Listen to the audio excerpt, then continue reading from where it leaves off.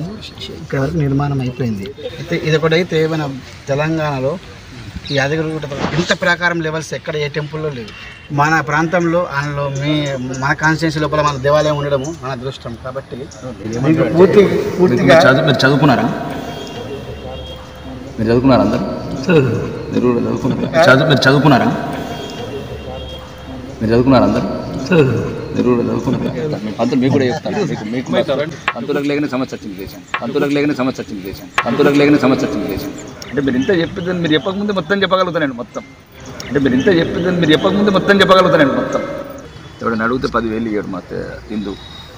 రాత్రి బార్ కంటే పోతాడు, లేకపోతే బీర్ కంటే పోతాడు, దావతులు అంటే చేస్తాడు తప్ప దేవుడు అంటే కోపం అడిగి ఎందుకు పుట్టిండో ఎందుకు చేస్తుందో అర్థం కాకుండా అయిపోయారు జనాలు.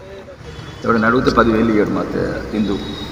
రాత్రి బార్ కంటే పోతాడు, లేకపోతే బీర్ కంటే పోతాడు, దావతులు అంటే చేస్తాడు తప్ప దేవుడు అంటే కోపం అడిగి ఎందుకు పుట్టిండో ఎందుకు చేస్తుందో అర్థం కాకుండా అయిపోయారు జనాలు.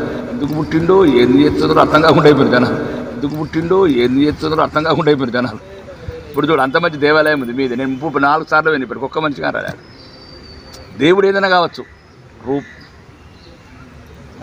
రూపం ఏదైనా కావచ్చు, నువ్వు ఏం అమ్మవారు కొలుచుకోవచ్చు, లేకపోతే విష్ణు రూపం కొలుకోవచ్చు, ఒక మనిషి లేడా? మనం అంటూ ఒక అడుగు వేస్తేనే భావితరాలు వేస్తాయని వేస్తున్నాము. నేను అదే వేయకపోతే రామ మందిరం ఎట్లా కడతాను? నేను చెప్తే కట్టినాం ఎట్లా కానీ 512 ఏళ్ళ తర్వాత ఎందుకు కట్టినాం రామ మందిరం? అయినా కూడా కొట్టిన రాన్ని అయోధ్యలో చాలా దించారు కదా.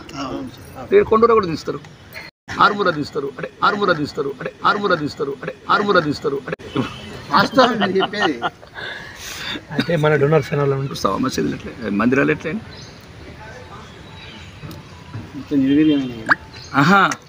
బాత్రూములు, స్టోర్ రూములు, సెలూన్లు ఇవి అట్లనే అవుతాయని బాధ. ఇప్పుడు ఎందుకు కడుతున్నారని కోపం నాకు. ఎందుకు కడుతున్నారు? 4 కోట్ల రూపాయలు అనవసరం చేస్తున్నారు. తర్వాత మసీదులు అయ్యేదానికి, బాత్రూమ్లు అయ్యేదానికి ఇంతెందుకు కష్టపడుతున్నారు? కావద్దనే లేదు. ఎట్లా పక్కన అవుతుంటే పట్టించుకోవట్లేదు కదా. కావద్దని ఎట్లా అంటూ అక్కడ పోయి ఇప్పుడు హిందూ దేవాలయం అయోధ్యలో కట్టారు. అన్నమాట ఏదో కాదు, పాకిస్తాన్ చూపిస్తుంది. పాకిస్తాన్ మందిరాలు చూస్తే కళ్ళకి లేస్తుంది. తెలిసాను కాదు, ఈ ప్రజలను మేల్కొల్పాలా అంటున్నాను. నువ్వు ఒక్కడు ఏదో లోపల పంతుల కింద ఆరతులు వస్తాయని కాదు ఈ దేశం.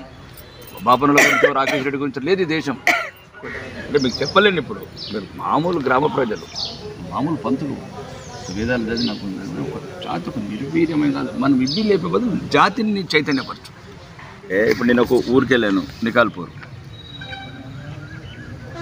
వెళ్ళాను. నికాల్పూర్ పర మనిషి గుడిలో పిచ్చిపోక్కరు. ఇప్పుడు కట్టడం ఇంపార్టెంట్. ఏం పేరు మీది? రామకృష్ణ శర్మ గారు. కట్టడం ఇంపార్టెంట్ కాదు, గుడి కడితే మొక్కలు పీకటం లేడు, గుడి పెద్ద కడితే పూజలు చేసేటోళ్ళు లేడు, దేవుళ్ళని ఎత్తుకపోతున్నారు. గుడి కంటే మనం ఏం ఇష్టం ఉన్నది తింటున్నా. ఆడెవడో గుళ్ళకి వెళ్ళి గంటలు దేవత విగ్రహాన్ని తీసుకొస్తే ఆడెవడో స్క్రాప్ కొనుక్కుంటున్నాడు. ఒక మంచి కార్పొరేట్ ఎవడన్నా సోషల్ రెస్పాన్స్ ఫండ్ ఉంటే మంచి హిందువులు ఉన్నారు. కాకపోతే ఇట్లా మన చేసుకుందాం అలా మీకు అదే చెప్తున్నాను. మీకు చేసినట్టు మీకు రాజకీయాలు అలవాటైనాయి. నేను రాజకీయ నాయకుని కాకపోను. ఇదాలే మాట్లాడతా నేను ఏమంటున్నా.